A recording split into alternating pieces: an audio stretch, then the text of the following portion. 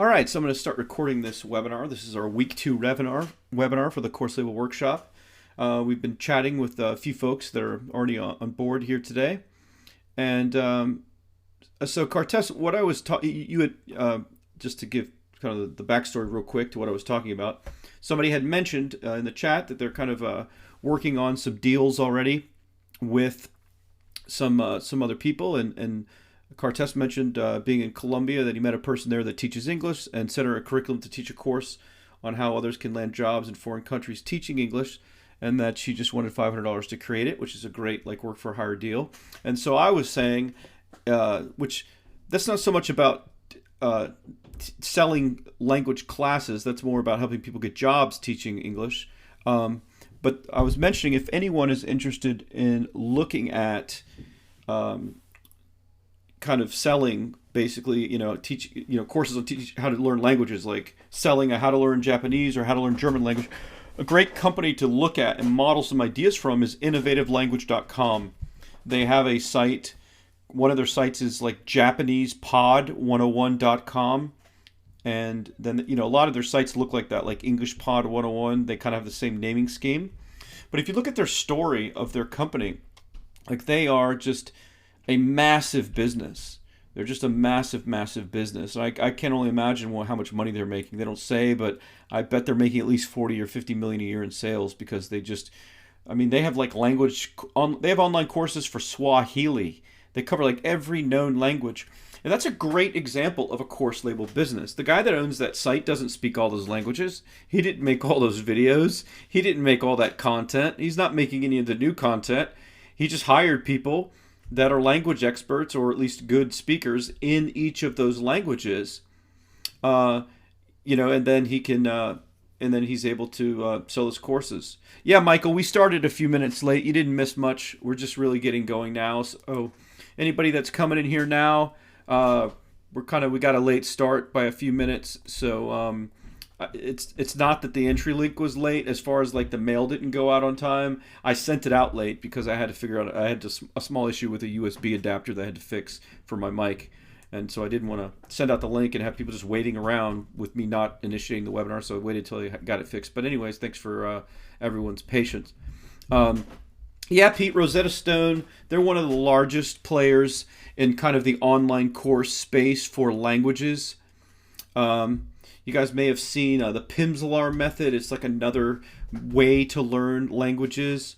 But all of those are like course label businesses. The executives that run Rosetta Stone, they make hundreds of millions of dollars a year. Those guys aren't creating online course videos teaching people how to speak German. They're hiring German speakers. And ironically, that market, and it's a good one, it's a proven market, right? You want to go where the money is. That market of actually making money with teaching people how to learn other languages, it's a proven market. Rosetta Stone's making a fortune. I think the Innovative Language Company is doing very well. I know like people that have rights to the Pimsleur method and things like that do very well. I've seen many other marketers over the years doing very well. Language learning is a gigantic market and industry in of itself. And it is the perfect course label business market because it's so cheap to hire. Because for one, you look at supply and demand, right? So there are so many different instructors that can teach, a language, that know a language. There are so many like English speakers that also know, Tagalog in the Philippines, or they know Spanish, or they know Japanese, and so you could hire them to make video training on how to learn vocabulary, how to learn this. And there are thousands and thousands of people that would be thrilled for you to give them a little bit of money for them to make videos teaching how to learn a language. So that's, just we're kind of sidebarring here with an idea, but that's something for people to consider if they're thinking about it. And what's great is you can really build a structure, kind of what you're learning in this class, and build like a template process for creating an online course. And so whatever you do to create that course on like how to learn Japanese, and however you market it, the free kind of some free content that you give away. We'll talk about sampling some other stuff coming up next week and then in the final week. But if you do those things, they're exactly the same. If you make a how to learn German course, they're exactly the same for how to learn Spanish. They're exactly the same for how to learn Italian. So once you get kind of a template process down for making the course, making the curriculum, marketing the course, again, this is for the language learning example, you could literally just do any language that's out there. And that's exactly what that innovativelanguage.com company has done. They have, I think, 20 some language courses or something ridiculous for the number of online courses. So now we'll get into it. You know, we got started a little bit late on this one, and now that we got looks like about 35 people on board here for our session. So we'll go ahead and get started. Sorry again that we started a few minutes late. I had to solve a technical issue. So here's what we're doing. I guess, are you guys seeing my slide that says week 2 review? Is that what you're seeing on your screen? So you could just chime in and say yes if that's what you're seeing. If you're seeing the green week 2 review, yes? Okay, great. Everyone's seeing that. So real fast, we'll do a quick review. So this week was basically we started talking about the things you can use to build a course, like how to put it together. We talk about where to host it. I recommend Kajabi. There are some other ones out there. I don't really have a lot of experience with the other ones. I've sold millions of dollars worth of courses using Kajabi or hosting, the courses on Kajabi. Like that's where they log in to view the materials. I've created custom platforms and done some other stuff too. But I know the owners of that service, and it's very, very solid, and they keep evolving it. And now it's a complete all-in-one. You could run your sales through there and everything. It used to just be course hosting, but now it's a whole e-commerce system.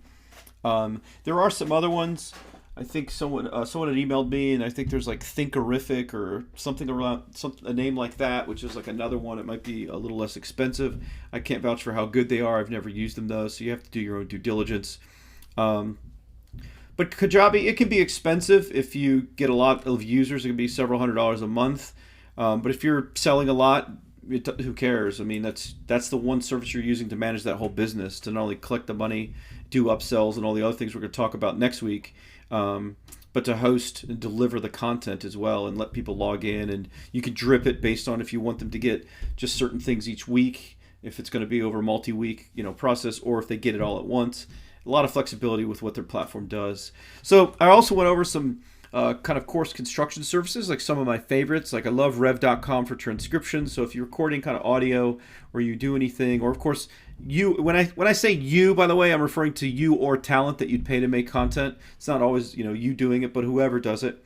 If someone records anything, you can upload it to rev.com, the audio file, and they'll have it transcribed usually within a few hours. They're very fast, and I think they're $1 a minute for audio. So if it's an hour-long video or something, for $60, they'll transcribe it word for word into a document.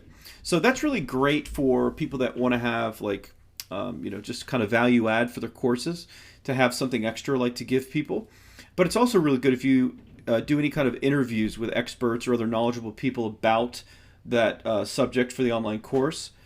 Because it's really great to be able to have an interview transcribed, and rev.com will let you put in the names of the people that are in the interview, and so they'll format it. So if it's like Bob and Joe that are having the interview, they'll format it so every time Bob talks, it says Bob and it has his words, and then Joe and it has what he said, and back and forth, back and forth. So it's really great to be able to do that, and then you instantly have a beautiful piece of content that you could use for marketing or posting on a blog or using when people opt in or adding it to an online course. So transcriptions are very powerful. I talked about voiceover stuff. You can go to like voices.com and hire voiceover actors. So, a lot of people in this class, like a lot of feedback I get, a lot of people are like, well, I don't want to be on camera. Oh, I don't speak very well, or I don't speak fast enough, or, oh, I don't know that I know the subject matter well enough. Well, again, you don't have to. You can just hire someone else or do a deal with someone else and let them be on camera. Let them do all the talking. So you don't have to worry about that. But you have a script where you want to make like a sales video, which we're going to start talking about some of the sales mechanisms next week. If you have a script and you want to start doing things, like having an animated explainer video and having where someone's talking about, if you're interested in playing tennis, there are 5 different ways that you can become a great tennis player within less than 30 days. So if you're having some kind of a sales video or some kind of thing you want to make, you can write the script, or have someone else write it, and then hire a voiceover actor to read it, and then so it'll be a very powerful, nice sounding voice, and you don't have to use your own voice if you don't want to. So I talked about that, talked about how you can go on Fiverr. I mean, you can find anybody on Fiverr now. If, part of being an online course publisher, you're going to have video editing. If you don't add a team member to do video editing, my company, for example, we have a great video editor that lives in the Philippines, so they're not too expensive. And you can find people there as well if you want to have them full-time. But for most of you, you're not going to need to hire someone full-time. You're just going to need to hire someone whenever you need them. You're like, here's 3 hours of video I need edited. I want you to put, an intro on the front showing the logo of the course, the course product logo. And I want you to put, here are the lesson names. Put this video lesson up front, then fade out at the end. Whatever you want them to do. You can upload these large video files like Dropbox or something. You can find someone on Fiverr, and they'll do a great job. People are, those people are from all over the world, and 24 hours a day they're working, so you can find people very quickly. And they'll edit it, and they'll return to you like the MP4 files and final video files. Then you can upload those to Kajabi or to YouTube or to Wistia or to anywhere you want to put them. And then, you have that video file to use. Unless you're on a very tight budget, I don't recommend you do video editing yourself. It's very tedious, it takes a lot of time, and your time is better spent running your business and marketing, making deals, generating more traffic, and selling, not getting caught up in the construction side of making the course files and doing those things. So I also talked about like the animated scribble kind of explainer videos or motion graphics, other things you can use to spice up video. You can find those kind of people pretty inexpensively on Fiverr as well. So there's all kinds of great outsourced workers that you can get to make some neat stuff that will spice up not only your products, but any videos you use for content marketing, which we're going to get into, or sales video process, or anything else that you're going to use for the business. So lots of neat stuff you can do with video. It's really come of age. So we also talked about, which is very critical. Now we're going to we're really going to start diving deeper into strategy and into tactics, and really actually what you need to do to build things the right way, and then ultimately to market them the right way. So one of the huge things, and I'd been alluding to this for a while now, and we finally got to it, is how important it is to have a strong curriculum. That's essentially the outline of what your course covers. And you're going to use the curriculum in your marketing, which we're going to cover next week. For many courses, like you'll see on Udemy, there are courses there that have made hundreds of thousands of dollars. Some of them make hundreds of thousands of dollars a year. And they have a basic description, and then what do you see? Just the curriculum, the lesson names, and that's it. And that's usually enough in many, many markets for people to buy. They don't need a sales video. They don't need you to be on a webinar. They don't need a bunch of, super persuasive salesmanship. If they just see a list of things that are in the curriculum, that's often enough for them to buy. Now, I've talked a little bit about pricing courses. I talked a little bit about, what your options are. And the value of a course and the size of the market and everything else can sometimes determine how much you can get for it. If you're selling something business related or make money related, or something like that, real estate investing, house flipping, internet marketing, whatever, the end result of what the course will do for somebody has a high perceived value, because let's say if it's something that could potentially help them build $1 million a year business, well, then that course has a lot more value than a yoga course, and you might be able to sell it for $500, $1,000 or more. But you have to know that if you go into those markets and you go into selling more expensive courses, the more expensive something is, the more selling it's going to take. That's why you see these internet marketing courses on how to make money doing different business models with either very long sales videos or like a live webinar process or something else. It takes a lot of selling to persuade someone to spend $2,000 or even $1,000 or sometimes even $500. So if you're starting out in this business and you're going to start making some online courses, and you want to start making some money selling courses, I recommend you don't fall for the kind of the magnetic tractor beam of trying to do what other gurus are doing with these high dollar courses. Yes, some of them are making lots of money, but it's very, very difficult to sell those expensive business courses. I know because I've sold them myself. And some of the ones you'll see in the market, I won't name names, of course, but some of the ones you'll see in the market being sold or run with Facebook ads, They make a lot of income promises. They're talking about, oh, like Joe made $52,300 with our whatever system last month, and all of that stuff is borderline illegal based on FTC rules and guidelines, which I won't get into. I'm not an attorney. You can look into it yourself. But in my advice, I don't think you need to go into those higher dollar courses. There's such an advantage in doing smaller courses that are less expensive. And let me tell you why that is. Let me give you my pitch for why I believe you should focus on selling less expensive courses. One of the advantages in selling a cheaper product, I don't mean cheap as in quality, I just mean cheap as in price. Something that's $20, $30, $40, even $15 like you see a lot on Udemy. One of the major advantages to selling inexpensive products is you produce higher transaction volume. This is what a lot of internet marketers don't get. Everybody wants to sell the high ticket thing and make $1,000 on one product. Oh, if I only sell 10 a month, I make 10 grand a month. That sounds good in theory, but it's very, very hard to do.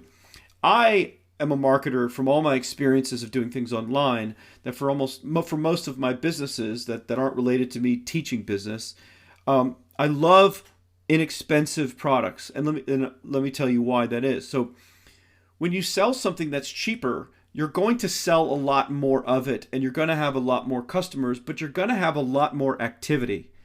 Activity and data drives the ability to optimize and improve your processes across everything, from running an ad to getting people to opt in to getting people to buy.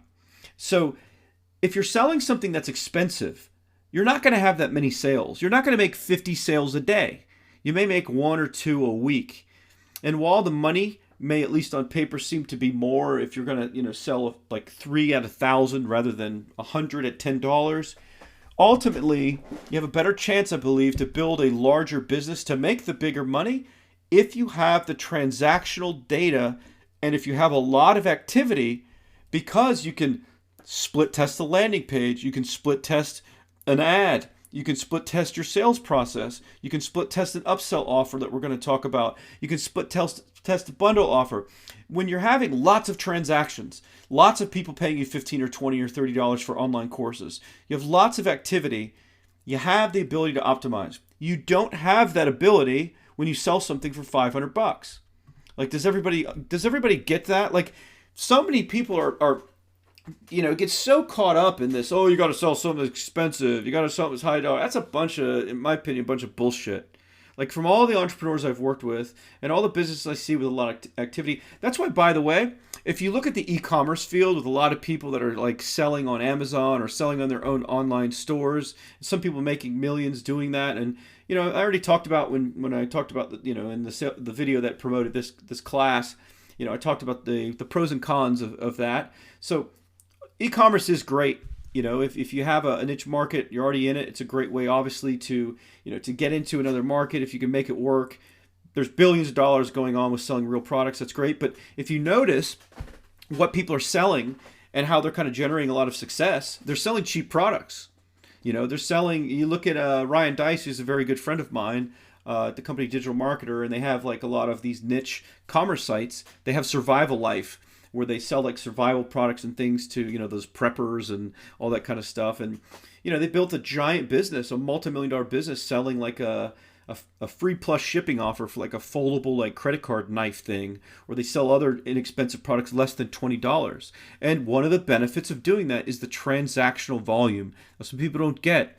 By getting a lot of transactions, by the way, people are asking questions in chat. I'll get to those in just a second. I want to finish my train of thought here, so I'm not ignoring you. I appreciate your patience. But so by having that transactional volume and having a lot of activity, man, you can pivot. You can test a $19 online course price versus a $29 price, and in the same day, the data tells you which one makes you more money. So you want the transactions. Never forget that.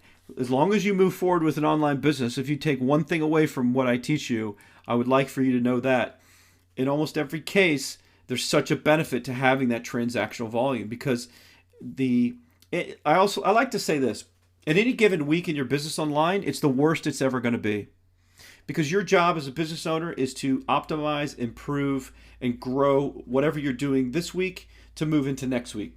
I call it giving yourself a pay raise every single week by slightly increasing the conversion rate of a sales page, slightly increasing the opt-in rate, slightly increasing anything that's a part of the process.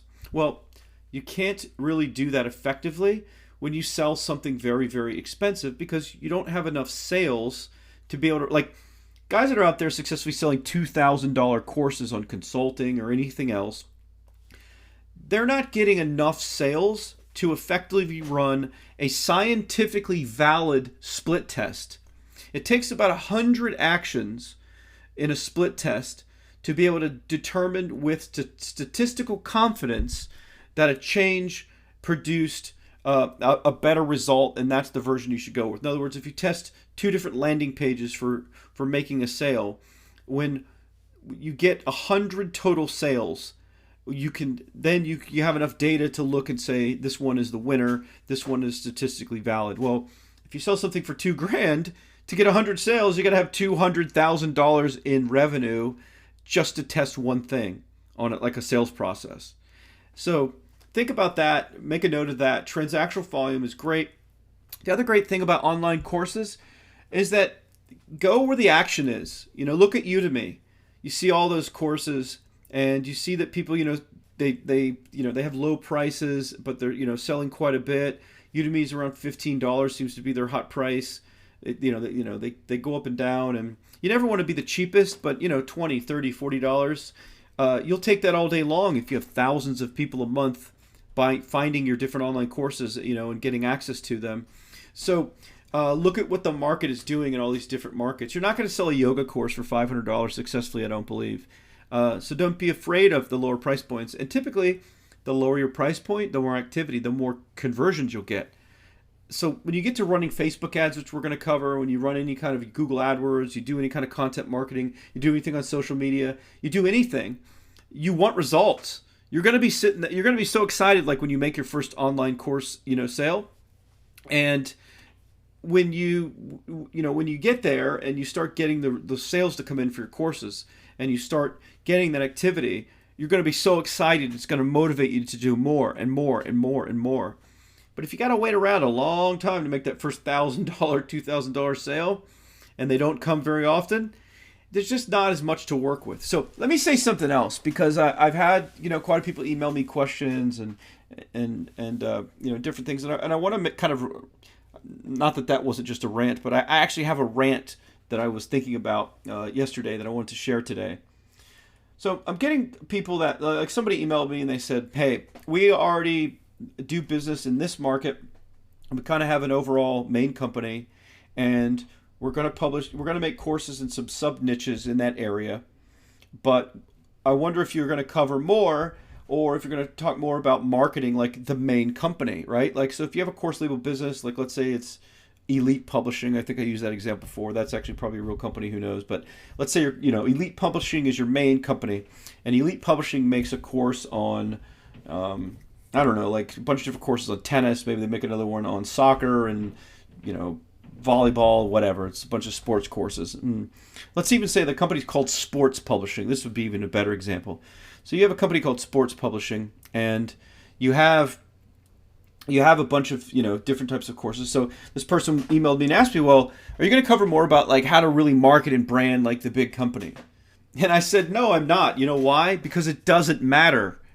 It doesn't matter. That's not where the money is. No one cares. Your customers don't give a crap about your main company. People that are interested in buying a soccer course do not care about your tennis course. So if you, not to pick on that person who asked the question, but I really want to drive that home to you guys and girls. It's not about the main arm of it. Everything online is about highly targeted marketing.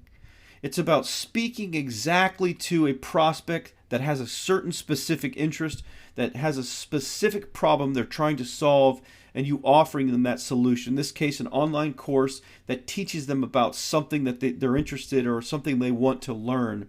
So yes, if you did a bunch of different programming courses, there might be some crossover. Sometimes there are crossover promotional opportunities for people to be able to, if you had like a, I don't know, if you had how to learn HTML5, and then you had how to learn PHP.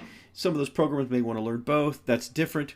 But overall, you have to never lose focus on the fact that each online course and each specific topic it talks about is a business in and of itself. That's a mini business. It needs its own marketing, it needs its own branding and everything else. The publishing company is just for accounting and just for structure and just for collecting money and just the core umbrella. But it's not to be marketed because there's no benefit to marketing it. Let me give you an example. If you go in a bookstore and let's say you find a book, it doesn't matter what the topic is, and you look at the spine of the book and it says, published by Simon & Schuster, which is one of the biggest book publishers. Do you go, wow, I really like this book. I'm going to go to the Simon & Schuster corporate website and see what other authors they've done deals with and what other topics of books they publish. You don't do that. What do you care? You don't watch a movie and go, hey, that movie was produced by Universal Studios or by Sony or by one of these big movie companies, Paramount Pictures. I'm going to go to the Paramount Pictures website and I'm going to see what other movies that they're putting out at the theater this month. You don't give a crap about the publishing company and what else they produce. If it's a record label, you don't care what other artists they produce if they're different genres of music. Yeah, if you're like a rap fan and you bought a rap album of an independent musician that's not well known and it was produced by somebody, then maybe you're like, oh, I wonder if they're bringing along any other up-and-coming talent in the rap market that I might be interested in listening to. That's different. You're interested in rap. But you're not going to go to their site and see somebody that's like a upcoming 15-year-old girl that sings classical music on the same record label and probably have any interest in buying her album just because it's being produced by that same record label. So the publishing arm or company that you produce is not the marketing part of the business.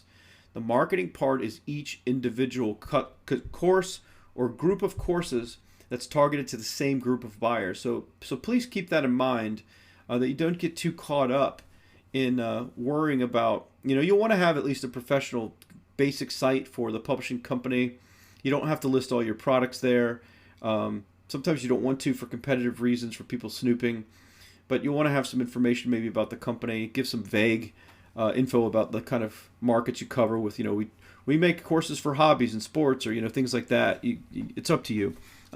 But you definitely want to have some professionalism because when you go to do these course label deals we've talked about, they may want to look at your website. They may want to just see that you're legit, where you're located, that you look professional, that they're going to get paid, so on and so forth.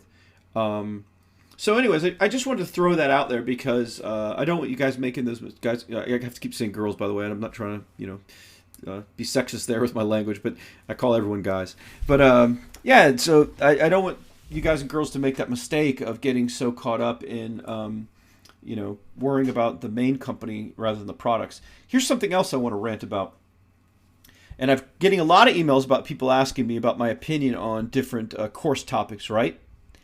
I cannot stress this enough, not only for online course stuff, but I have so much experience building online businesses, and some failed and I learned tough lessons, but I've had a lot of hits over and over and over. And I'm going to tell you the secret to that. If you want to know the number one secret that I could give you if I was about to die and I wanted to leave my legacy and I wanted to say, here's the secret to making money online.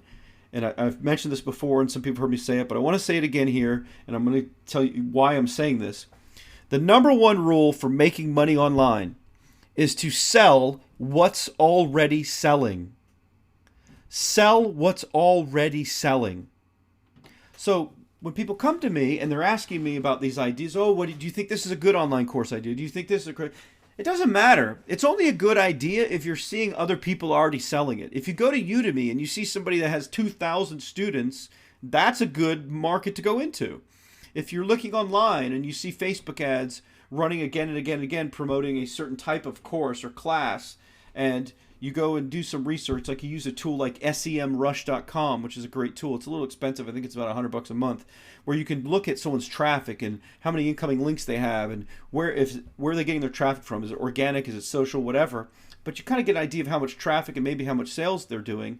If you see they have a lot of activity, if you see they're probably selling a lot, that's a good market for you to go into. You want to find out where the money already is flowing and get in front of it too. Now, it doesn't mean you copy off someone's course. It doesn't mean you rip off their curriculum word for word and have all the same title names. It doesn't mean you plagiarize stuff. Certainly doesn't mean you pirate their content and resell it. That's not what I'm talking about. But I'm talking about finding online courses that are already being proven to sell and then also selling something to the same market. And so, again, I'm going to answer questions that people are having in just a second here. But you want to sell what's already selling. You want to go where the action already is.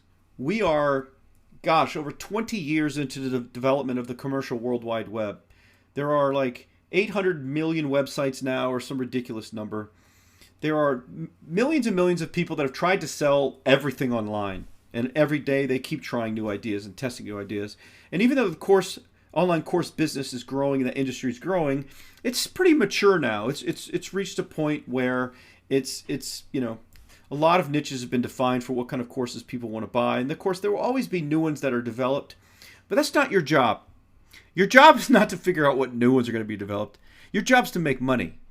And if you want to make money and build your business now, you have to sell what's already selling. So I can't stress that enough. Sell what's already selling. You want to know what niche to go into? Go into a niche where you see the course for that niche market already selling. So I just can't stress that enough.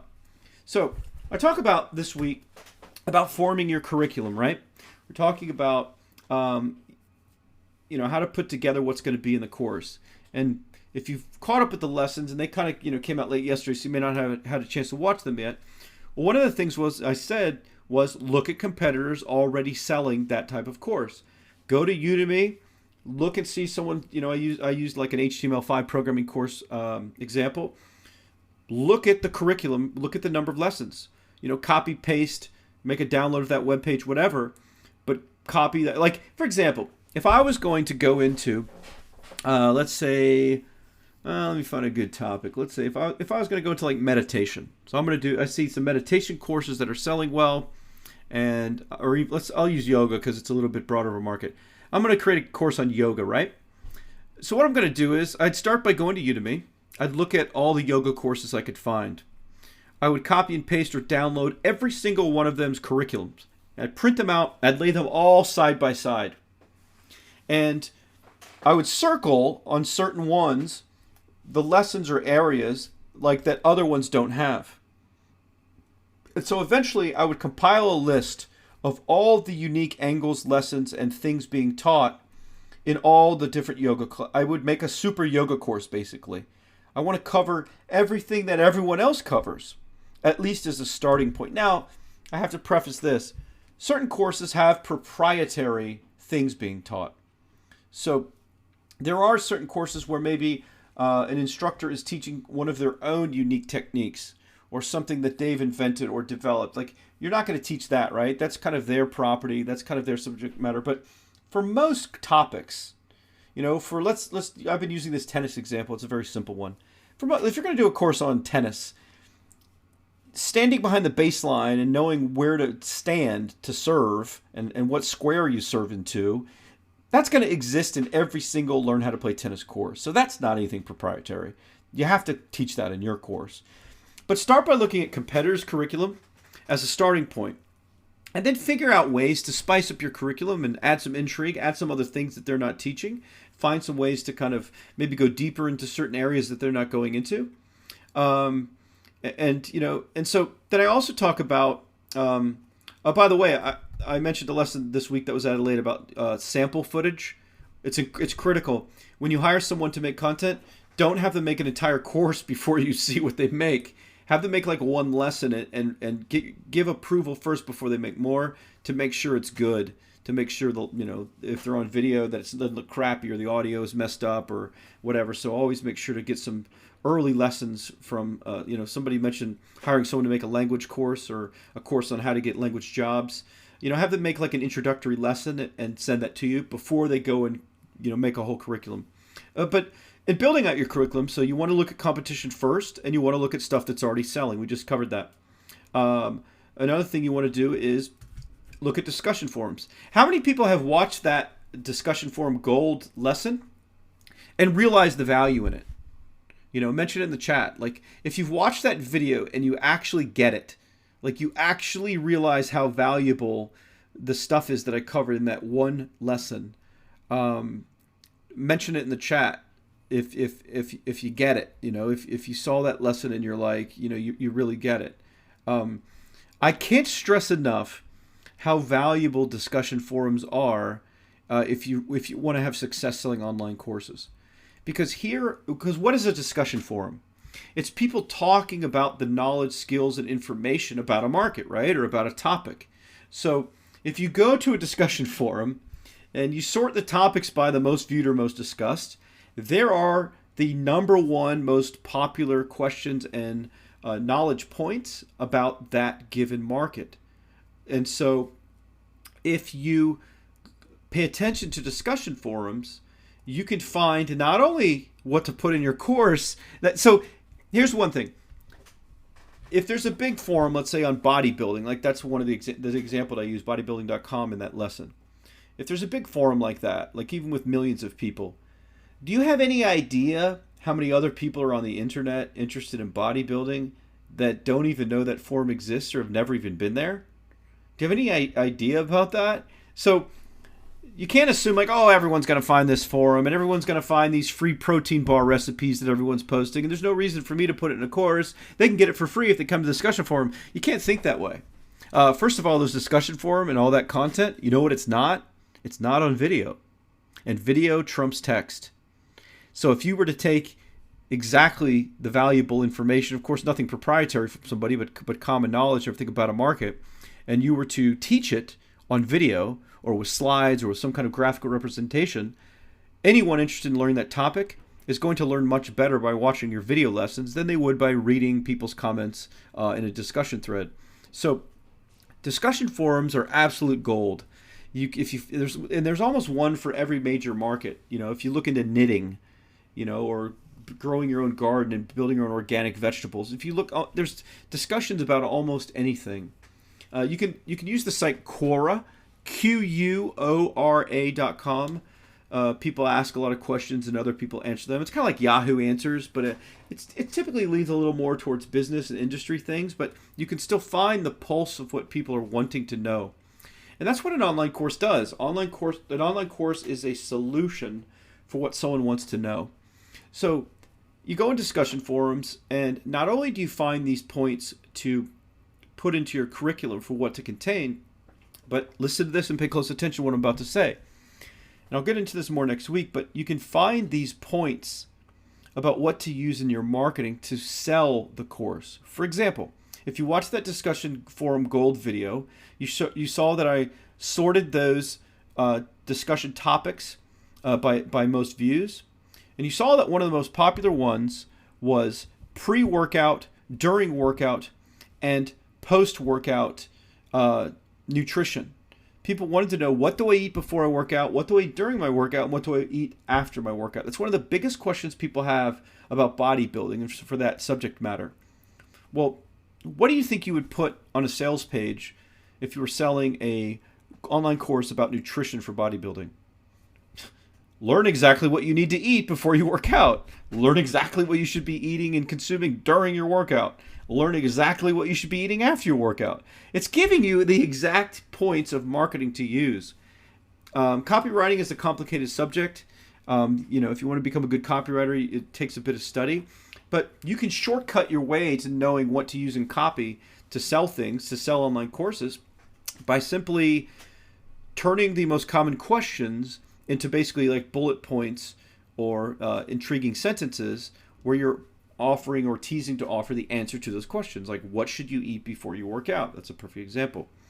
So then I talked about, and this is more, starting to become tactical now, which kind of from here on out, it's going to be very tactical.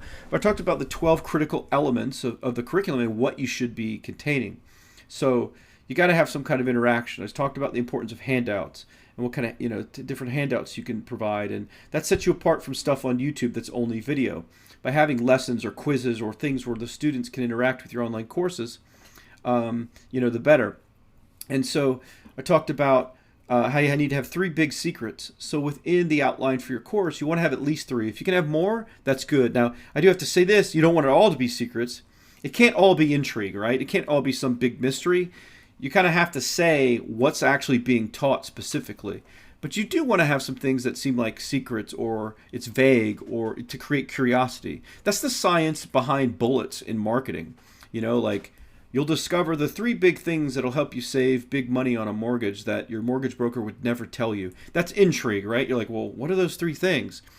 It's not like saying, we're going to go over, how to weigh and measure your food and figure out your calories. That's more of a specific thing. You know what that lesson's going to teach. It says what it's going to be. So you kind of want to balance the intrigue with the factual stuff, but have at least three kind of intriguing things or big secret things, as I like to call them, in your curriculum itself, and it really helps to sell it. Anyways, you can go yourself. You can watch that lesson. You can download that homework assignment that goes over, starting to take some notes, starting to think about how to incorporate those 12 critical elements. But that's essentially what you need to think of in advance when you go to make a course. Again, whether you make the content or you make someone else make the content. So let me take a moment now, and if you have questions, you can ask them in the chat about what I've just mentioned so far. I may not be able to answer all the questions because it seems like we've had a lot, but I'm going to try to manage some of the ones that are more on point. Oh, Gary mentions Thinkific is that other alternative to Kajabi. Somebody asked me about someone's consulting accelerator course. I have no experience with that course, so I can't recommend whether it's good or bad. Have I tried Scribie for transcriptions? No, I haven't, but everyone's using Rev that I know. They're so fast. They're so good. Unless Scribie is like much, much cheaper, I don't see any reason to not use Rev. I mean, Rev is awesome. Let's see. Somebody mentions another platform. Let's see. So Julie says, so based upon price, if I'm seeing a comparable course for $199, what would you recommend the price point be? If it seems to be successful, then that's what the market is bearing for that course, around $200. When you come out of the gate, I would use a lower price just to get more results. You can always raise your price. But, for example, you come out with an online course and you want to get that data up front to get some benchmarks for your conversion rates and everything else. Well, if you start out with too high of a price, you won't get as much data. So for that course, if it seems to be selling well at $199, I would do $97 or $99. Because if you can't sell something successfully at a much lower price point than what it's already selling for, you're doing something wrong. Either your marketing's bad, your traffic source is bad, or your product isn't being, properly presented. So your offer's bad. So I would start with a lower price point than the competitors just to get some data. Then you can move up the price point. In some cases, you can go higher than the competitors. So it's not always about being cheaper. But I would at least start cheaper of something that you know is selling, just to be able to get that initial data, and then to kind of move it from there. Let's see.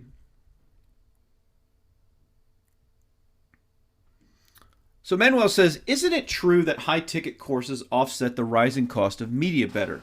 Cheaper courses would require a deeper back end, so not profitable on the initial offer. How would you resolve that? Well, that's not necessarily the case. It comes down to the conversion rate. It doesn't come down to the price of the product. It comes down to the average value per visitor or your EPC or earnings per click. So if you have a course that's only $10 and it sells to 1 out of every 10 people that go to your site, so a 10% conversion rate, or you have a course that's $1,000, but only sells to 1 out of every 3,000 people that come to your site, the $10 products actually makes more money on a per click, per traffic basis. So it all depends, on the conversion rate. Now, certainly there are some markets that won't be able to produce a profit on the front end that are lower priced as traffic gets higher and higher for certain markets and certain areas. So that is definitely true. You'd want to kind of, have other products to offer, have other backends. But there are plenty of opportunities to make a lot of money and to make deals and sales and to convert online with lower price courses. Like I said, look at Udemy. You could just do the math on what people are selling stuff for and how many students they have, so that they're making it work. They're driving their traffic from somewhere. They're building a business, so it's out there. But yeah, certainly selling higher ticket stuff can make it easier if you can get it to convert. But it's all about conversions, and typically the higher price stuff converts nowhere near the transaction rate of the cheaper stuff. But it's all about testing. Let's see. Matano says, so for clarification, when you talk about parent company, you're not talking about Survival Life versus How to Start a Fire course with a possible individual marketing webpage. You mean Survival Life and all its adjacent websites versus Digital Marketer, correct? Yeah. So Digital Marketer is one company, and then they have another company, which is like a publishing company, but they also sell e-commerce products in that company, and it's called Native Commerce. And if you go to nativecommerce.com, native.com, you'll see that that's Survival Life. And they use all these different sub-businesses in their case studies. But if you look at that Native Commerce site, you'll see they're selling stuff on like makeup tutorials. They're selling stuff to gun owners about gun safety and all kinds of stuff in that market. What are they doing? They're doing some fashion things. They're doing some cooking things. So so the Native Commerce company is the umbrella company. They don't spend a lot of time marketing it. They have a nice site for it to be professional, but that's not where they drive traffic. That's not where they ever try to convert people. It's all about the individual businesses like Survival Life. That's Dana asked, is it the publishing arm more important for the content creators we're partnering with? That's correct. It's more of just a professional front for people you're doing deals with than it is for the end customer, because you're not really going to send your end customers to the publishing website. Let's see. So Stuart asks, in regards to the curriculum, if you do a work for hire deal where you're buying the rights to a course to be one of several courses for your own course label, would I want to introduce the talent that made the course in the introduction? If so, why? Especially if the label contains a number of different talent. Oftentimes it's nice to put a little blurb about who the teacher is. If there's more than one teacher, then you can put more than one little bio. And it's also a good opportunity to even link to that expert's site if they have a website. I mean, what do you care? You may send them some traffic. You may even send them some business. In many ways, it's just the right thing to do, I think. It just creates goodwill, and it's going to create the opportunity for them to want to make more content for you. So it's not going to take away from your business much. But yeah, it's nice to have a bio about the expert, about the teacher. People want to know who's teaching them. They want to know their background a little bit and what experience they have or something like that.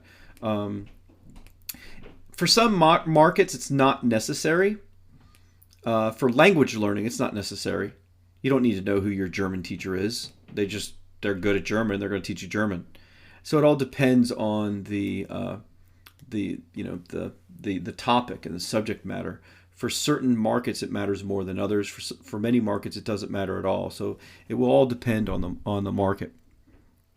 Let's see here. How does one search for good discussion forums? You can just literally type subject matter plus discussion forum into Google. Knitting discussion forum, karate discussion forum, sailing discussion forum, and you can typically find them that way. And there are some I think discussion forum specific search engines or directories out there. I don't know what they are offhand because usually I can find what I'm looking for with just that Google search.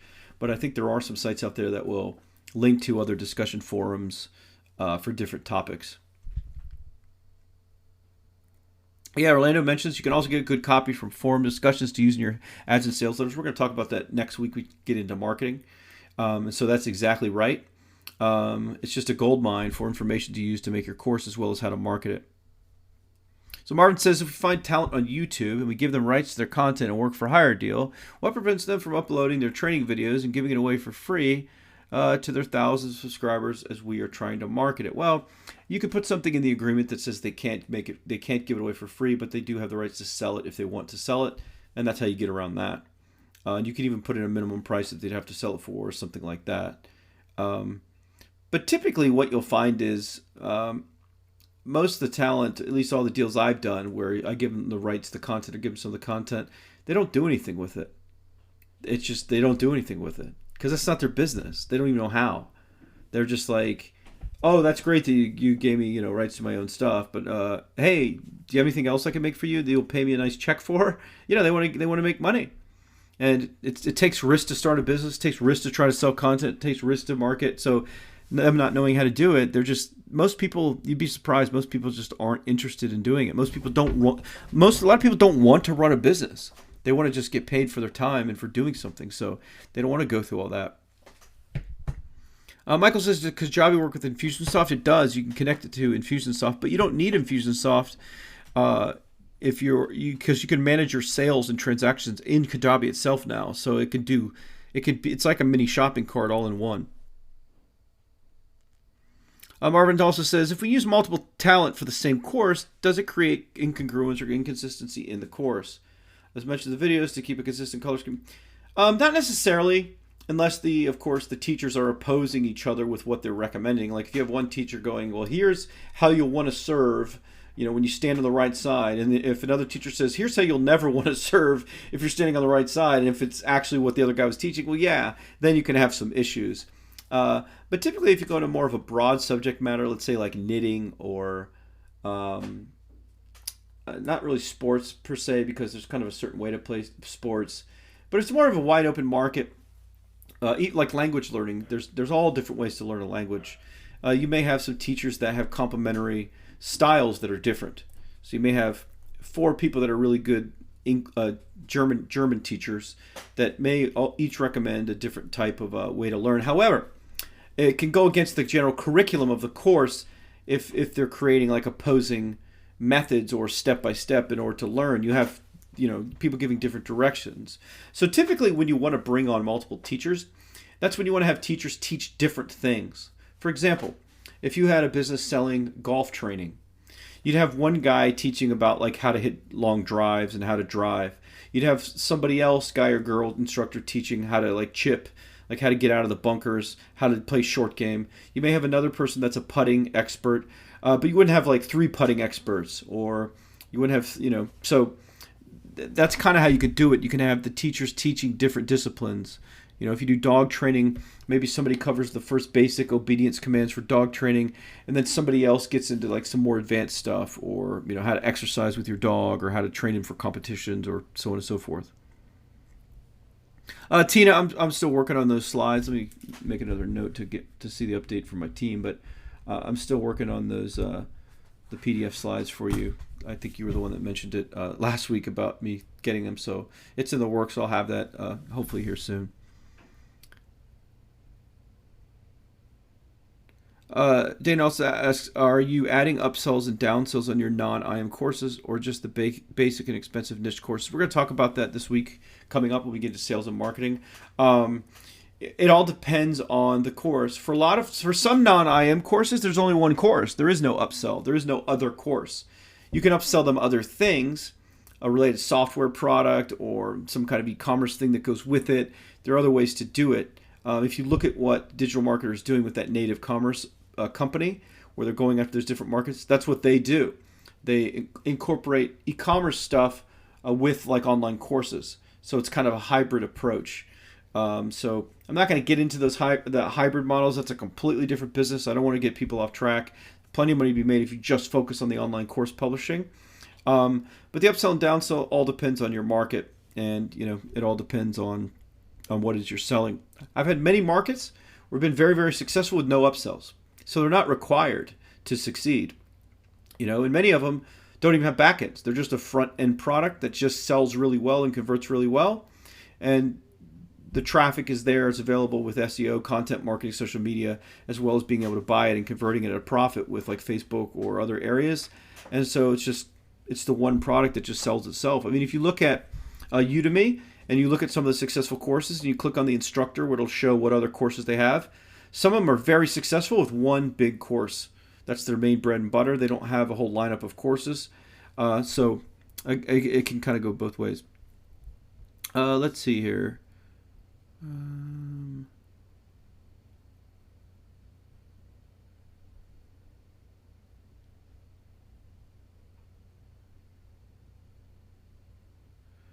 So Stuart asked about the 12 curriculum elements. Are they 12 modules?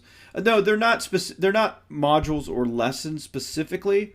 They're just things you want to make sure that you have in your curriculum and that people can see. So when when you say here's what you're going to get, or here's what the course covers, you want to just make sure that you have as many of those 12 elements as possible, all of them hopefully represented like in the listing of what you're saying is in the course, right? Like interactions, one of the elements. That's just saying like you're going to have at least some handouts and exercises and things that they're going to have to do on their end. That's just that's the interaction.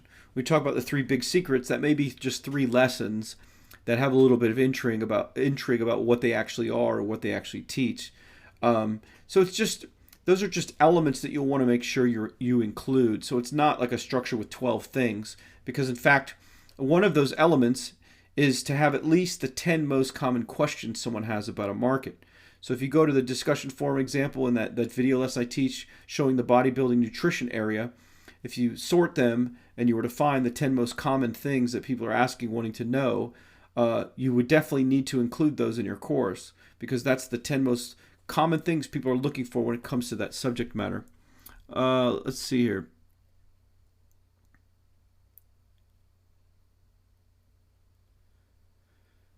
Tano asked about the model, the hybrid model. I'm not going to get into that. If you want to study their stuff, they have some, you can just snoop into what they're doing and kind of see what they're doing. I don't have a lot of data to give any advice on kind of the offering loss leader products and upselling to other things or training I don't like to teach stuff that I don't have the data to say here's what you should do. I have some ideas about what they're doing, and I kind of know on the surface kind of what's working, but I really don't feel comfortable, and that's really not what this class is about. So I would prefer, unfortunately, not to go in that direction to talk too much about it. Let's see. Udemy.com, are they not making a lot of money just based on their overall size and their catch-all type of environment? Oh, they're making money because all the people that have their courses on their site that are doing outside marketing and running Facebook ads and running traffic to their site, they're getting paid when someone not only buys that person's course that they just marketed, but when those customers go somewhere else on the site and buy other courses, which, by the way, that original course maker makes no money from. So they're making money based on their overall size and just the platform that they've built, no question about it. Is it good for online course publishers? I don't think so, as far as it being the primary place to sell. I think it's a great place to also list a product, because you can make some freebie sales if someone buys on there. But when we get to sales and marketing, you don't want to I don't recommend you run campaigns to drive your traffic there. Let's see. Dana says, do you focus on much email list building and marketing for each course you develop? Absolutely. And we're going to get into that next week. Like, your marketing is all targeted per product, per course, everything. You're going to build a list related to that product, and or at least related to the niche. If you're teaching tennis and you have 5 tennis courses, well, then you're going to be building a list just around tennis in general. So if you have multiple yoga and meditation courses, from stretching to breathing to relaxation, well, then you're going to want to have one list that kind of encompasses, because that reaches the same prospects. But yes, for any specific interest where it's reaching a specific person, you're going to have separate marketing. That's the name of the game now, folks. This isn't 10 years ago when one-size-fits-all marketing works anymore.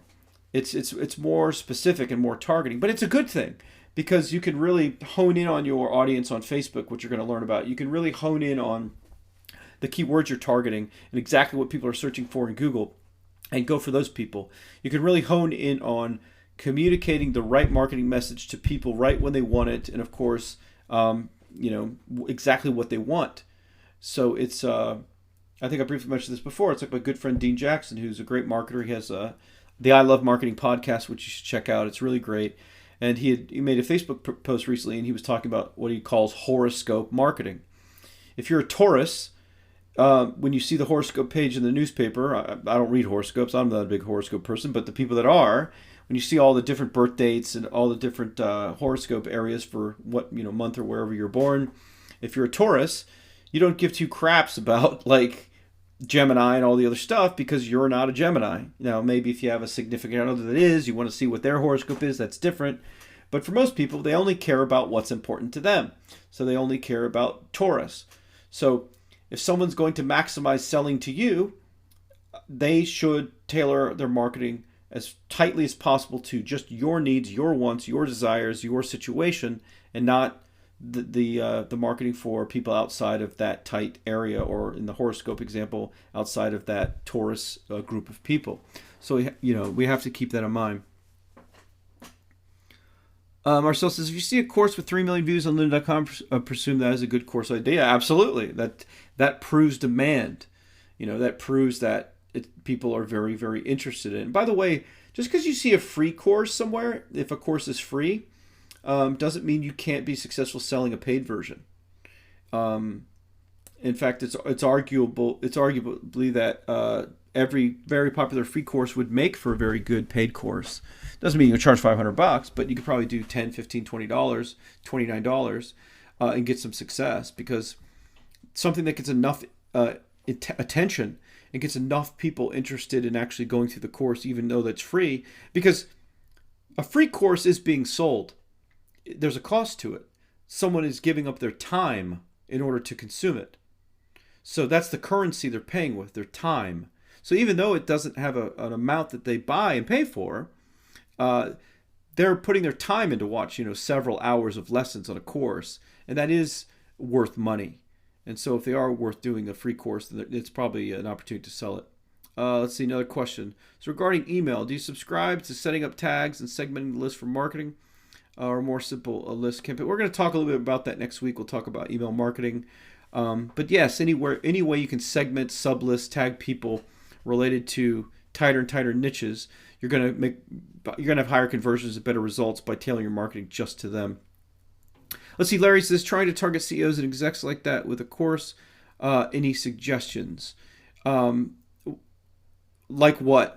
Can you clarify what do you mean? Because I was just covering a bunch of stuff. I'm not sure what you're referring to.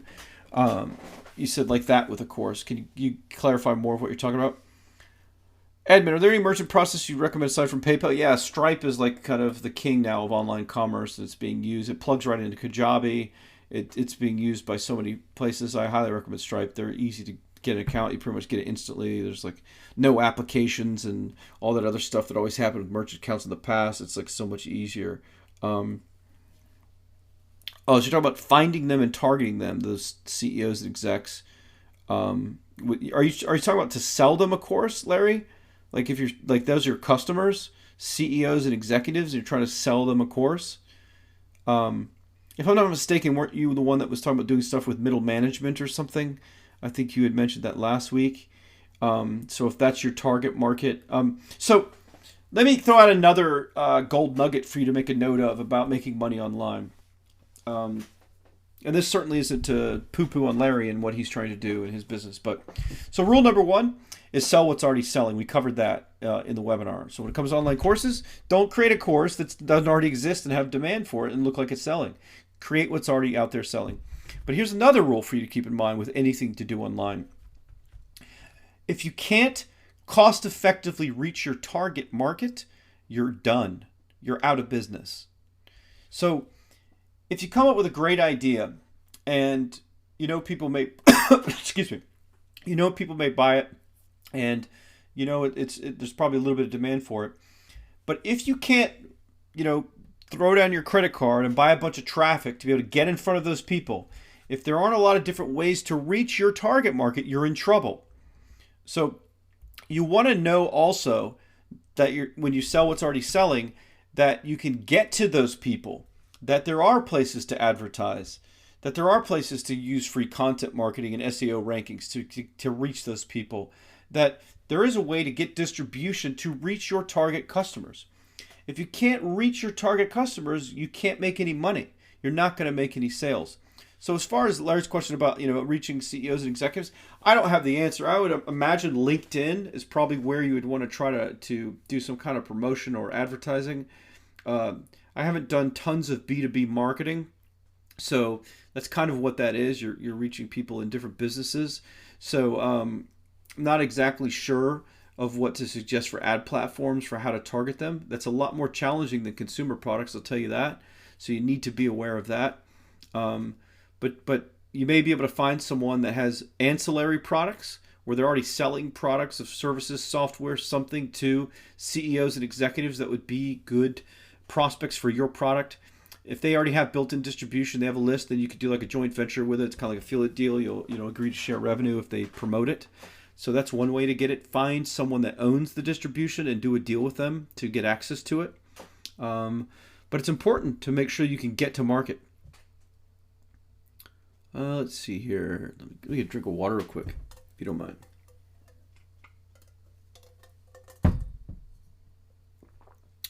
So James' message, a lot of people may, sign up for a free course and never view it. But yeah, that happens with paid courses. A lot of people, unfortunately, will invest in a course and never view it.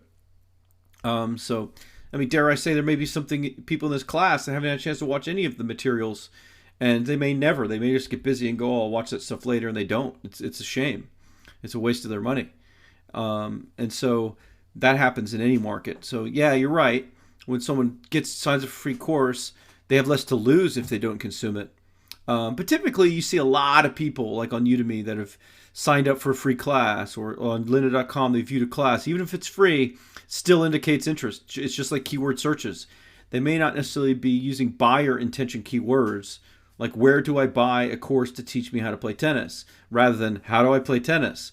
So just because it doesn't have clear buying intentions doesn't mean there's not money there. Marvin says, what are your thoughts on offering free trial access to the course with locked sessions? The user must pay to. We're going to get into marketing and kind of models that have been proven to work. There are some of those models that can work. I actually recently tested a model of doing free trials with locked lessons and things like that. And the results weren't as good as we thought they would be. And it's for other reasons. There was too much content. There was too much free stuff. Some people hadn't consumed all the free stuff before they even buy the other stuff. So it all depends on the model. But if you look at that innovativelanguage.com and you go and sign up, you can put in your email address and it says get free lessons on how to learn Japanese or German, whatever the language is. Look and see what they're doing. They have some smart marketing. They give you free lessons, and then they try to get you to buy the premium account where you're paying a monthly fee. And that's what they do. They're making it work. And they've got the model really dialed in. That's building their whole business. Larry asks, have you ever done dry testing, sending the lead to an email capture page before building out of course? I have. I call it moist testing. It's not so much dry testing.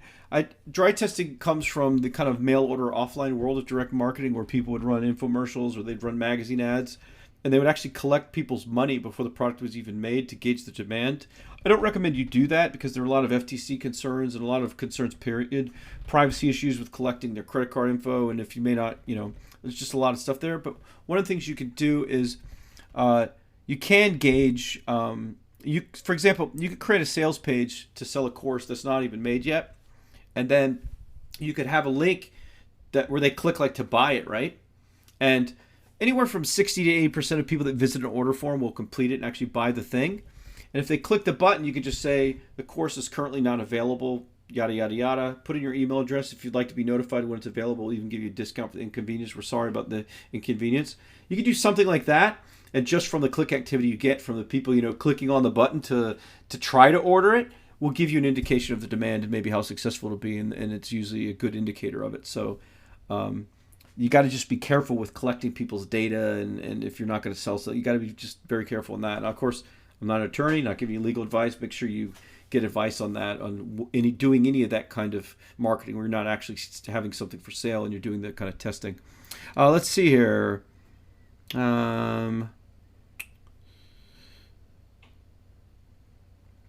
Just watch how these Q&A webinars decrease in live viewer count as we continue. Last week was over 60. We're under 50. It just depends. Some weekends you'll find there's more people online than less people. And it can change. It just depends what people have going on, like during the weekend. It also depends how interested someone is during that week's content. If they feel maybe they already knew it and they know it's more of a review about stuff they already knew, they may not attend. So, but yeah, we got close to about as many people as we had online last week, or just short by a few. But it's still it's not like we have 5 people instead of 50 people. So we're very close to that.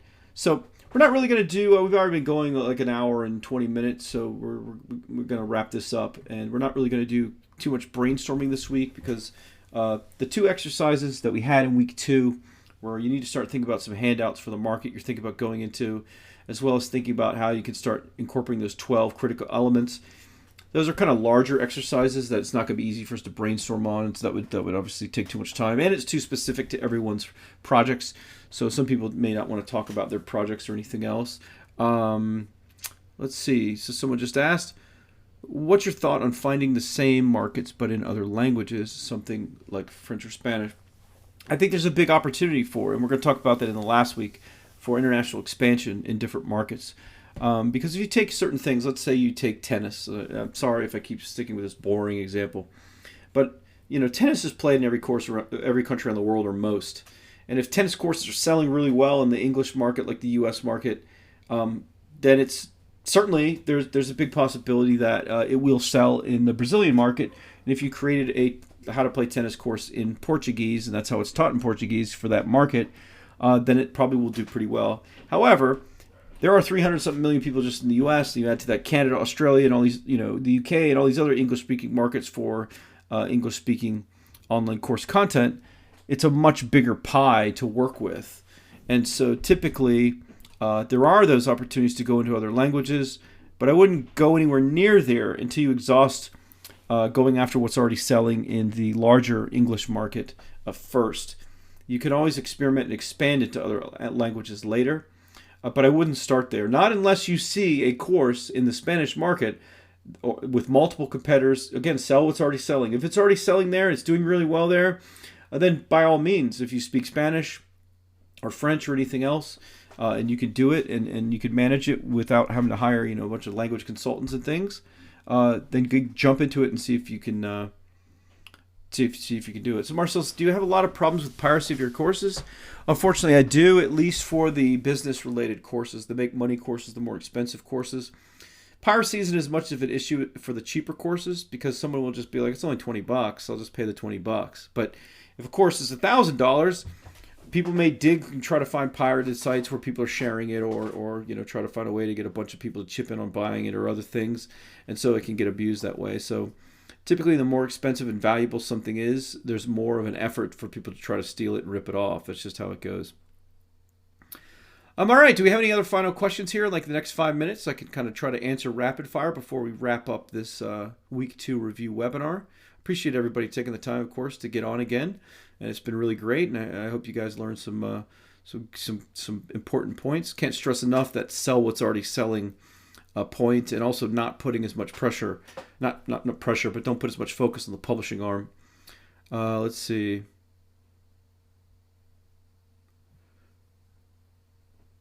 Just mentioning the drop off of people. Yeah, as farther along a course goes, there's fewer and fewer people that have watched all the material, right? The more and more material that comes out, the fewer and fewer people are going to be that are there may be 20% of the people that have watched everything, and then when you get into a third week release more content, some of those people that have watched everything up to that point, there's going to be only a few of those. They're going to watch the next. So as you go on, by the end you have only a few. Unfortunately, you have only a few that have consumed everything, and are up to speed. Okay, so let's see. William says, just so you know, I received an email this morning when you said the email is tomorrow. I thought it was, sorry about that. I should have clarified that I meant Saturday. I'll make sure to try to do that next time, William, with saying when the webinar was going to be, and referencing saying tomorrow if you had seen it today. Orlando says, John, can you please make a video of a test walkthrough of the sales process, maybe using gear and all the necessary metrics we should be paying attention to when selling our courses? We're going to go over the sales process, kind of how to break down some things about selling. Unfortunately, there's no one size fits all, because certain markets will be different. And I'm going to go into those things and how to evaluate the selling process, because for different types of course, they will take different selling vehicles. If you look on Udemy, a lot of those inexpensive courses, they could just use their curriculum in a description. And I already mentioned this, the more expensive the course, the more selling persuasion. So you may have to have video sales letter and other things. But I'm going to break down some of those things with handouts and show some flowcharts and things to make it easier to kind of show all that. Cortez says, do you have a sample of a course project you've done recently we could see? Unfortunately, I don't, and I'll tell you why. Not to sound like a jerk, but I just taught you the main process of sell what's already selling, and I don't have any projects that I have that aren't selling or selling really well, and I do it for competitive reasons, and I recommend everyone should as well. That if you create a product that's making a bunch of money, don't tell people about it. Like at the end of this class, because I'll probably teach a second class, I'm going to ask a lot of people, hey, if you like the class, could you give me a testimonial as far as like, if you enjoyed the content and, if you got something out of it.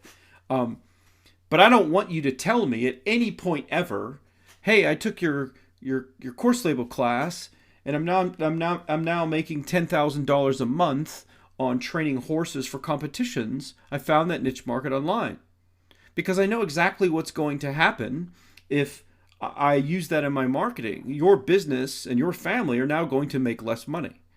And it's a sad element of the online marketing market that, and by the way, I'm not trying to pick on anybody, or I'm not trying to accuse anyone of anything, or I'm not trying to put people down, but some of the dumbest people in the internet marketing industry, in my opinion, are those bragging about how they're making money doing this or that or something else. I see people on Facebook literally going, hey, I started this new funnel and I'm selling this product or whatever else, and I just made 50 grand last month. And then you'll see a bunch of people go, oh, well, what are you selling to make that 50 grand? And they say, oh, well, I'm selling this to, this market or whatever else. Well, hey, I'm clapping here. Let's give yourself a round of applause because you just guaranteed yourself to make less money. You've just literally done all the work which is hard enough anyways to take action to build a business, but you've just done all that work to make money, and now you've just gone and told other people, hey, come rip me off. Hey, come do what I'm doing. It's not hard to do what other people are doing online. That's why if you sell what's already selling and you model what other people are doing and you emulate what other people are doing, that's the fast track shortcut to success. So the challenge is, what it is? It's all ego. That's really what it is. It's ego. People want significance. They want recognition. They want to say, hey, I'm making all this money. And it's crazy. Like you'll go to a seminar and you'll see people that get called up on stage as a guest expert or whatever else, and they're like, this is Bob. Bob created a membership site, teaching people how to get loans from the government or something else, and they asked Bob like, well, how long have you been in the business? He's like, I've only been in this business for 3 months, and can you share how well you're doing? He's like, I'd love to inspire other people. I'm making $80,000 a month with our membership site, teaching people how to get these loans from the government. And everyone in the audience picks up their pen and they write on their notepad, look into creating a membership site, teaching people how to get loans from the government. And unfortunately, my best advice for you, when you start making money, don't tell people how you're making money. Specifics. It's one thing if you're like, yeah, I'm publishing courses, I'm building a good business, and obviously if there's a way for you to leverage that into making more money, that's great. But if you mention your specific website and you mention your specific niche market and the specific amount that it's making, and if the amount is high enough to motivate people to copy and clone you, they will. The internet is a brutal place of business war. It's war. It's a battlefield. People will do anything to make money. And if you go and tell someone exactly how you're making money, you can guarantee that Edmund says, you're killing me. I'm laughing my head off. It's true though. Like this is something a lot of people don't like to talk about, right? It's like a lot of gurus like to brag. Oh, I'm making this. Let me show you one of my online stores. Let me show you all my data. And they usually use those numbers in order to sell the model to other people. But the reality is, if you look at all the major product launches that you see kind of in the business internet marketing space, and you see all of them talking about how, maybe they made money and they show their data and their stats and their PayPal accounts and everything else, I guarantee you, or I can almost guarantee you, a year later, 2 years later, those people aren't making that money anymore because they've been ripped off 10 ways to Sunday, as they say. They show exactly where they got the. Oh, I went on Alibaba Express and I bought this from a Chinese importer, and then I went and ran these ads, and then I sold this money. And so it's just a bad precedent to tell people exactly how you're making money. At least in my opinion, I'm not trying to cast judgment. People can do whatever they want. If they want to share all their details of the business, if they want to do that for teaching and to selling training on how to do it, more power to them. That's their choice. And I don't mean to cast judgment or call them stupid when I say I think people are stupid. That's just my opinion. But I think from an entrepreneur's standpoint, from a smart, strategic standpoint, if you're going to make money in this business and you're going to have a good livelihood, you're going to take care of your family and hopefully your future children if you have them, and build a legacy and build a net worth. And you're not in this to make money and to hustle. You're in this to build wealth. And you're in it for the long term. You have to be smart and strategic. You have to know that there are thousands and thousands of people waiting to rip off what you're doing so they can make the money that you have figured out how to make. And that's just a sad reality of the internet, but it's the truth. It is the absolute truth. It is, and the internet makes it so easy to figure out what's selling. That works in your favor on the other standpoint too, by the way. And I'm teaching you those things, like look what your competitors are selling. Start with their curriculum as a starting point. That's what the market has proven to buy. I have an 18-year-old nephew, and he's wanting to get into internet marketing. I'm kind of mentoring him a bit, and he was actually just texting me today, and he's like, "I'm learning Facebook ads, Uncle," and he's like, "I'm learning ClickFunnels or some other tool. I'm learning these tools. I'm learning this. I'm learning that." He's like, and what was he asking me? He's like, "What do you think about like a coffee drink that also has protein in it? It would kind of serve both purposes, everything else." And I'm like, first of all learning how to use tools, that doesn't make any money.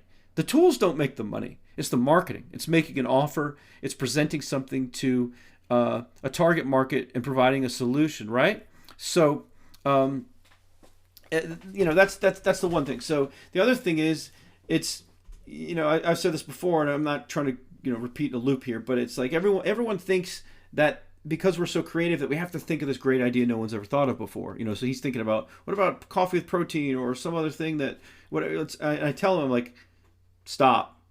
I've told you before. Rule number 1, sell what's already selling. Don't come to me for any more advice unless it's about you marketing and selling something that you have found online that looks like it's selling very, very well. You do that, and then you come back to me and I'll help you with step 2. But I don't want to hear anything about your inventions and you think this might happen or that might happen or this. There's just no reason for it. You can be an inventor. You can create things that no one has ever created. You can try to make the next Facebook or Instagram or Snapchat. But when you try to take those risks to do it in business is after, in my opinion, you build up a stable flow of money and revenue and income. And then and only then when you build up a consistent business that produces cash flow for you, then you can take those risks to try to be a trailblazer, to try to do things that no one's ever done before, to try to run an ad where no one's ever run an ad before, to try to do those things. But now's not the time in order to do that if you don't yet have good cash flow, if you don't yet have a business. Oh, so Manuel says, why are you still teaching yourself? I understand there's leverage in a name, Dan Kennedy's concept, but would you say there's more leverage in hiring content creators rather than being a famous guru? It's interesting. I am constantly caught in a dilemma myself about being a guru or ever about teaching stuff. I love to help people. I love to teach, at least those that will take action and do something. As you can probably hear, sometimes I get kind of, jacked up, and I get kind of motivated and inspired and fired up when I'm ranting about stuff. It's because I really care, and I'm really, like all of you, like I'm really wanting you to better your lives and your family's lives. Like I'm really trying to help you. But on the other side of things, me personally, I hate being the product. So there is some good money, obviously, in doing classes like this and in selling teaching and in selling my expertise that have all these years of experience. So there is good money that comes from it. And it's funny, I seem to teach a class like every few years. It's not like, I'm not like launching something every month because I am running other businesses. I have other interests. And as I get older, I'm in my mid-40s now, and I've been, sharing my findings online for probably 15 years. I am starting to get a point to where I'm probably going to disappear from the scene forever as a guru and not teach stuff anymore. So I'm kind of I it's interesting. So this course label workshop class was something I'd been wanting to do for a while, because in the last 3 years, from my own involvement in the business model and from seeing the direction of the industry, I'm like, people really need to know that this is a grand opportunity for the next 5 to 10 years and beyond. And so that's what really inspired me to want to do this course. And but obviously, I get paid very, very well for my time for teaching a class like this and having a bunch of people in the class. So it's the benefit of both worlds. And I forget who once said it, I think it's Jim Rohn or one of those guys, but he said there's no better way than getting rich than doing it while enriching the lives of others. And I believe in that. So don't ever sell anything just for the sake of selling it. You don't need to. You can sell something that has tremendous value, and you can give somebody a tremendous bargain. For every dollar they give you, you can return $10 in return, and it just takes a little bit more work and a little more effort. But anyways, back to what we were talking about real quick to kind of wrap this up. It's like, don't get caught up in the ego of, if you get an online course that starts doing really, really well, and you're one of those people that kind of wants to be recognized at a seminar or in a Facebook group or something else, you just got to know, as soon as you start sharing, as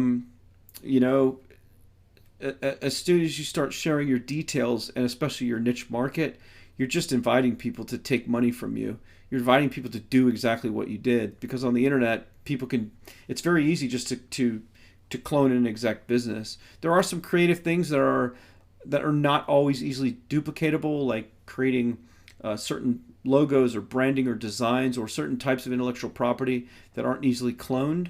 But the bulk of what makes the gears turn online, with the ad copy that's run to drive traffic, the landing page copy and what's being offered, and then the product that's being offered, in this case an online course, and what it contains and how much it is, all that stuff is pretty easily replicatable for somebody. So you got to be careful. Manuel, purely from a financial perspective, what do you think is more profitable, guru or hiring experts? I know a lot of guru friends that have a lot bigger businesses than I do in the teaching space, because they do that primarily for their business. I'm involved. I'm creative, almost to a fault. If I look back at myself, I should be a billionaire by now, because I've had all these tremendous ideas and business models, but a lot of times I suffer from too many ideas, like many of you, and I don't execute on a lot of them, and I get distracted. But a lot of other gurus, they just, that's their whole business, is being a guru. And so many of them make several $1 million a year, and they have a very, very healthy income and everything else. However, if you look at it from a mathematical standpoint, the model in and of itself to hire other experts has higher upside, because you only have so much time in the day if you're going to be a teacher, right? And if you're going to sell some expertise. And by the way, the only gurus really making big, big money are the rare few that are very, very, typically very, very talented, where they have specific expertise, where I don't want to say they got lucky, but they found something that worked out well, and they're like, hey, I can teach you how to do this. But it can be short-lived. I mean, how many gurus today are there that are very successful that were around 10 years ago? There are a few. There's some big names that are still there, but so many come and go, because it's getting more and more competitive, and so many people want to be like and when I say guru, I'm talking about the money-making scene. But we look at Steve Jobs, right, that ran Apple, or you look at Bill Gates that built Microsoft. Those guys aren't in the trenches programming software. Steve Jobs wasn't in a warehouse with a screwdriver assembling iPods and iPhones. They were making money by being the captain of the ship of strategy. They were setting the strategic plans forth and the vision forth for the company. And so in a course label model, or like a record industry model, those record industry people got rich because they don't have to make music. They don't have to make the product. They're not the product. They're just the marketing part of it. They're salesmen. And they built the distribution, they built systems, they built a process, and they just pass the product down through it and then make money from it. But I also think the difference in being the teacher, the talent, and being the publisher is that when you're the teacher, you're the product. Like, that's what I don't care about it, because a lot of times I'd rather just do marketing. All I ever want to do is come up with ideas and look at stats. I want to come up with new ideas, and I want to look at reports and stats. Like, that's what's fun for me. It's not sitting down and recording videos necessarily, even though I do like to teach. It's not sitting down and writing out scripts or planning slides or doing those things. Like, it's just, some people may enjoy that. For me, it's just, that's not where I feel like I'm using my gifts. I feel like I'm using my gifts when I create strategy and plans and marketing and do campaigns and and spy on competitors and do those things.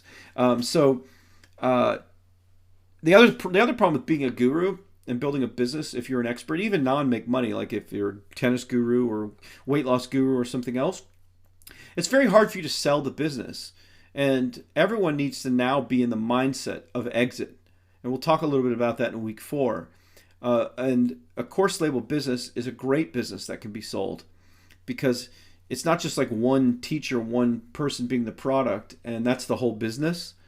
Typically if you have multiple courses, multiple instructors, multiple content creators, so they can be replaced. Like I've already mentioned in this class, I can't say who it is or what the market is because I don't want to affect their business, but I worked very closely with a good friend and client that hired me for consulting. They do a membership site, and they were doing over $10 million a year with this membership site. And the entrepreneur, the owner of the business, he didn't make any content. He's not an expert in that market. They hired and did a deal with somebody else. And I think that, I don't remember the exact numbers, but I think the talent was making about $500,000 a year, which is a lot of money. The most they'd ever made before that was probably $60,000 a year. So the talent was making $500,000 a year to keep making videos and making course content and everything else. But the person I consulted for that owned the company, they were doing $10 million in sales. Their net was probably $2 or $3 million. So they were making more than the talent, but it was their business and they were taking all the risks and they were the publisher.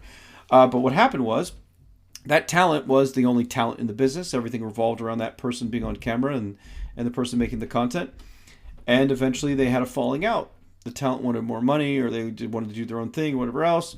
And so it literally shut down the business for what their model was, because they were making new content every month for all the people being billed every month. And it was only being made by the one person. And so you never want to have all your eggs in one basket, first and foremost. It's just a lesson I'm trying to teach you with that. But also, that business was hamstrung by that one piece of talent. So if someone else were to come along and say, wow, you built this business that's doing $10 million a year, it's netting $2 or $3 million in profit, which could be worth 5 to 7 times earnings or more, which in essence could be worth $20 million to sell that business or more to the right buyer based on its growth and potential. It's not so attractive to buy a business that runs on this one person. What if that guy got hit by a car, God forbid? The talent, their business would be done. They would have, they wouldn't have any new content for the people being billed every month, and they would have to scramble. So it was a great lesson for my client and friend that owns that business when they had the falling out with the talent. And I was telling them, listen, you got to have multiple talent. You got to have multiple teachers. You can't have all your eggs in one basket. You need the leverage. And when you have the leverage, the talent can never get a big enough head to go, hey man, you're making all this money and I'm the one teaching everything. If you look at lynda.com, they never got any of that blowback, I don't think, because they have hundreds of instructors. If one person goes, you're making a lot of money off my content, whatever else, they're like, well, you don't have to make money working with us. Good luck to you. We have hundreds of other people that are happy to make money working with us. So you never want to build a business, in my opinion, only off yourself as a guru or only off of one teacher. If you create an online course in a small market and it has one teacher, that's fine. That's totally fine. But ultimately, you want to try, and if it starts making good money, $5,000 or more a month, you want to find a way to reinvest in the business, maybe bring on some other content creators, some other experts to contribute, make another advanced course, build out the original course where you have more than one teacher so you don't have all your eggs in one basket. So that's very, very critical. All right, well, we're almost going about almost 2 hours here. So you guys probably want to go enjoy the rest of your Saturday, wherever you are in the world, based on what time it is. And you need to get back to work. You need to go figure out, what markets you're going to work with, and figure out how you're going to start, building out your curriculums and basically how to kind of start prepping things as we move forward to start making some sales. Any other last minute questions, comments, anything before we kind of wrap things up?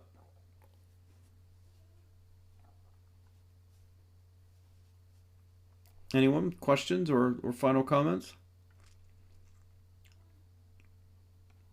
You guys are all very welcome. All you saying thank you, and of course, saying thanks for your honesty. You are very, very welcome.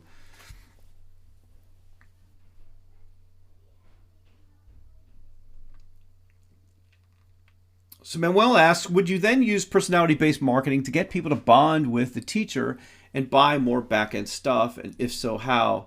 That's a good question. If you do an ongoing deal with someone, if you've treated them well and you're doing a good job with it, where we're gonna talk about this starting next week. We talk about content marketing. You're gonna want to have additional content related to your course, and if it can be made by the teacher, that's all the better. You want to have articles, you want to have infographics, you want to have videos, you want to have stuff, reports, mini courses, email marketing content, autoresponder content. So if you can have obviously that same teacher create some of that stuff and kind of have their personality, yes, it can work very, very well.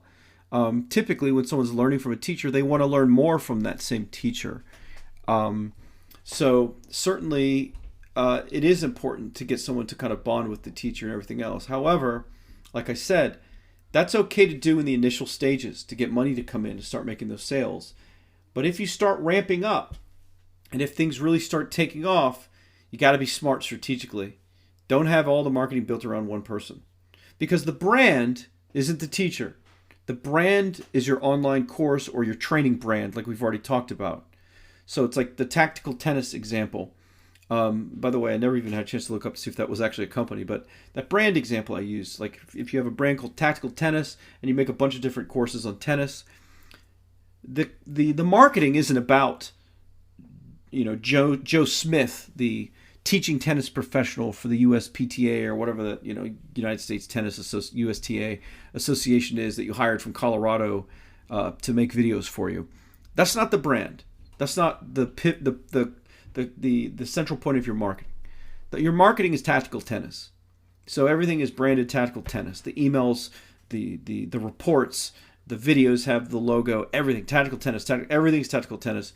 The instructor, of course, is still a human being and still that person, and they may see his name and they know of them and they're learning from him. But it's still about tactical tennis. So never forget that. It's about the brand. The brand is what you're building equity in, not the teacher. And so you can bring on another tennis teacher that's part of the tactical tennis team. And then you have, more than one thing. So, by the way, like in marketing, I don't recommend, like when you're sending out emails, we'll get into this more next week, but I don't recommend that you send out emails that are coming from like the teacher, like saying, hey, go and watch this thing on, learning how to do backhand. This is, Bob Smith or whatever else. You need to put it more in terms of the brand, like here's your tactical tennis lesson of the day. Go here, here, here. And so it's again, it's so you don't put all your eggs in one basket and get tied into that one teacher, not only being the product but being the marketing. Let's see. Matano asks, like a record label, have you ever thought of developing talent and growing a business with key people in the niches under contract exclusively to you? I haven't personally. There might be the potential to do that. The only problem is anywhere you have business growth and you have somebody involved, they see the growth, and unless you're really compensating them well, and unless that exclusive contract you're talking about compensates them well to where they would never want to go and do their own thing or compete, then you can run into problems. But listen, there are plenty of people with incredible knowledge in so many different markets, like the gardening, the knitting, quilting, whatever, where there are you can build big online course businesses, membership sites, or just a series of courses that love their craft so much. For them, it's about the craft. It's not about money being made from the marketing of the information. They just want to make videos showing knitting. They love knitting. That's why you go on these discussion forums and you see these people that spend hours and hours of their time. They get home from work, they get on that discussion forum to talk about bodybuilding. They're not there to make money. They're there because it's their passion. So there are many people that would be thrilled to make a good salary or some extra money every month for just creating content about their passion. There's so many people creating content on all those discussion forums. They're not getting paid for it. They're writing these, long lists of recipes and instructions and their advice, and they're spending hours and hours of their time. They're not making any money for it in most cases. So many of those people would love to do the same thing and get paid for it. So there are those tremendous opportunities. All right, let's see. Let's take one more question here. The idea of giving the teachers the product you just paid them for is a complete no-no in the real record industry. Well, of course, but that's a bit of a different situation. Um, so the again, you don't have to give the rights to the content to the talent. You certainly wouldn't give them rights to, if they're making ongoing content marketing for you, you don't give them rights to that stuff. But if you approach somebody and you say, I want a complete course on dog training, my publishing company is looking for a complete video course on dog training. And it's kind of like a dog training person that this is exactly what happened with me. And, they're teaching local classes. Um, they know you're going to make money from it or you wouldn't be paying them for it. And so, and also, there is that little bit of a situation where you're going to be using their likeness and them on camera. And if they create something and you're the only one that kind of has control of them or something they did, to some people it's kind of strange. You may not, but you have to feel it out. If you don't want to give content, it doesn't mean you're not treating people well. If you pay them well enough, then they may be happy for that, and you don't have to give them rights to it. If it's kind of a very small niche, or it's something maybe where there's not tons and tons of competition, but something selling there, you may not want to even open the door to potential competition. And so, like if it's like the weight loss industry, though, what do you care if they're going to like try to offer their same videos or something? It's all going to come down to marketing for who makes the money. It's not going to come down to the content necessarily. So it's just, you gotta play it case by case. One last question. Somebody submitted a question about, do you ever make up a pen name as the leader of the niche business? Yes, and you can. I won't get into the legality of it. Everyone will need to investigate themselves, but you can in many cases use a pen name. So you can have the voice of the marketing coming from a pen name you create. Most people involved in kind of the internet marketing space are very familiar with Eben Pagan, who's a guru who teaches about different types of online business. And he built a multi-million-dollar company, I think over $20 million a year, doing relationship advice, dating advice for men. And he used a pen name called David D'Angelo. By the way, notice the alliteration with the two D's and how I mentioned it's great for creating brands. It makes them easier to remember. And he's a master student of marketing, and that's why he used that name, because it has two D's, easier to remember. But that was his pen name, David D'Angelo, and he taught men like how to like meet and date women and pick up women or whatever, and built a huge publishing business around that. What most people don't know is part of the huge success of that company, his publishing company selling those online courses, is he essentially did a course label deal with another person. It was another guy who became the figurehead in his business for applying the same kind of courses, but to the female market. They created a brand called Catch Him and Keep Him. And they went after the other half of the market, selling online courses and education, teaching women how to find not only how to find like the man of their dreams, but how to keep them and build a great relationship with somebody, and of course how to eventually hopefully get married or whatever their goals were with the relationship. And then the person who I believe was the head of that division, it was a pen name as well. That wasn't their real name that they used, but it was used in all the marketing and in the positioning. So you can certainly do that, and many people certainly have. Okay, so go ahead and wrap this up. I want to thank everybody for taking the time, of course, getting on the webinar. Sorry we started like a few minutes late, and I got you that link a few minutes late, but hopefully I took long enough time to kind of get us rocking to where we got up to speed kind of 10 minutes after or so, and we didn't really get jumping into the meat until then. So obviously I'll post this recording, so if you got in later than that, you'll be able to go back and see what I covered in the beginning. But thanks so much. I hope you guys have an awesome Saturday, or for, I guess, those in Australia that may be already into Sunday, that are kind of in the future. They get to see the future, so I hope Sunday looks good, because we'll hit it tomorrow here on the East Coast.